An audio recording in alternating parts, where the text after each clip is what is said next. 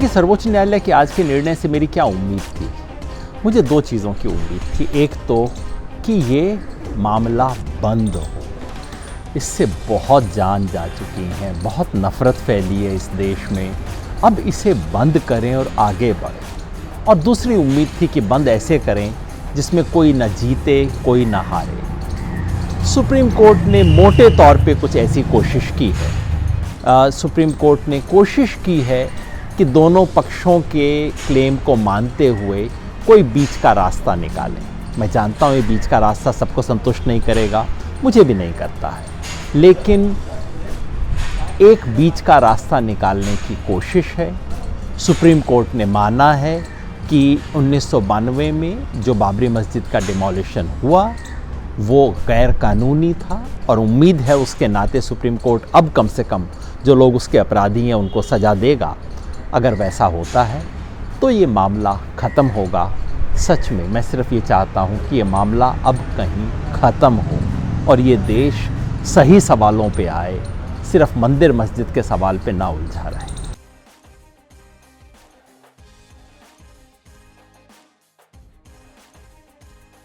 ऐसा कई लोगों को महसूस हो सकता है कि एक तरफ तो 92 में मस्जिद को तोड़ा गया, जिसको सुप्रीम कोर्ट कहता है गलत तोड़ा गया, और फिर जिन लोगों ने तोड़ा उनके हाथ में आपने पकड़ा दिया और कहा कि अब आप बना लीजिए। ये महसूस होगा, लेकिन मैं फिर भी कहता हूँ कि सुप्रीम कोर्ट ने किसी तरह से कोशिश की है कि मध्यस्थता की कोशिश में कभी भी हर कोई खुश नहीं हो सकता। मैं खुद खुश नहीं, लेकिन अगर सुप्रीम कोर्ट ने ऐसी कुछ कोशिश की है, इसको फ़िलहाल सर झुका के स्वीकार कर लेना सबसे समझदारी की बात है। एक बार लोकतंत्र मंदिर मस्जिद के पचड़े से बाहर निकल के हम लोगों के सही मुद्दे पे आएँ। मुझे लोकतंत्र में बहुत आस्था है। लोकतंत्र तमाम बीमारियों का इलाज ढूंढेगा। अगर हम इस झगड़े में अब फंसे न रहें, मैं समझता हूँ आज के जजमेंट से किसी एक को मैं विजेता और किसी एक को पराजित नहीं देखता। बस यही चाहिए था।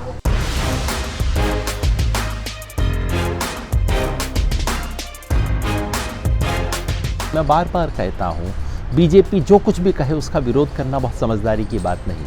अगर बीजेपी कहती है यूनिफॉर्म सिविल कोड होना चाहिए, संविधान भी कहता है कि होना चाहिए, इसमें क्यों विरोध करें? लाए बीजेपी ड्राफ्ट, बात करना चाहिए, क्या दिक्कत है इसमें? एनआरसी की जो बात है उसमें सिद्धांत रूप में गलत नहीं है, उसको इम्प्लीमेंटेशन में गड़बड़ियाँ, उसके बारे में बातचीत करनी चाहिए।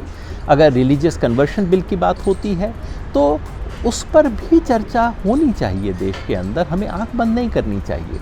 जिस एक चीज़ का जमकर पूरी तरह से अपनी जान की कीमत पर भी विरोध करना चाहिए वो है सिटीजनशिप अमेंडमेंट एक्ट, क्योंकि वो सिटीजनशिप अमेंडमेंट एक्ट का प्रस्ताव जो कि संसद में है वो ये है कि हमारे देश की नागरिकता धर्म के आधार पर परिभाषित की जाएगी। ये तो वो टू नेशन थ्योरी है जिन्ना वाली, इसका विरोध अगर नहीं करेंगे तो भारत नहीं बचेगा। तो हमें तय करना होगा किस चीज़ का विरोध करें, किस चीज़ का विरोध ना करें। एक समझदारी से सेकुलर राजनीति बनाई जा सके, ये आज की मांग है, और मुझे लगता है कि आज के जजमेंट पे भी उसी समझदारी से रिएक्ट करना चाहिए।